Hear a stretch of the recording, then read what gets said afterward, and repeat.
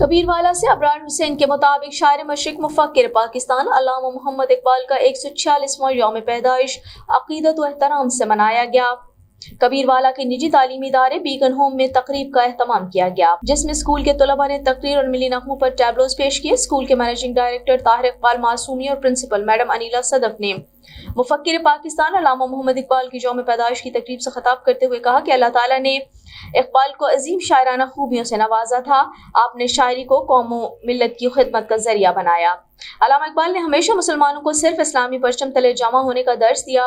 School کے طلباء اور طالبات نے اپنی تقریب میں کہا کہ علامہ اقبال نے اپنی شاعری کے ذریعے غفلت میں پڑی قوم کو جھنجھوڑا اور انہیں مسلسل جدوجہد کا درس دیا۔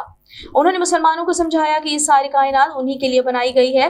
تقریب میں طلباء اور طالبات نے مختلف خاکوں اور ملی نغموں پر ٹیبلوز پیش کیے، جس میں علامہ اقبال کی خدمات کو خراج تحسین پیش کیا گیا۔ آخر میں ملک و قوم کی ترقی اور سلامتی کے لیے دعائیں کی گئیں۔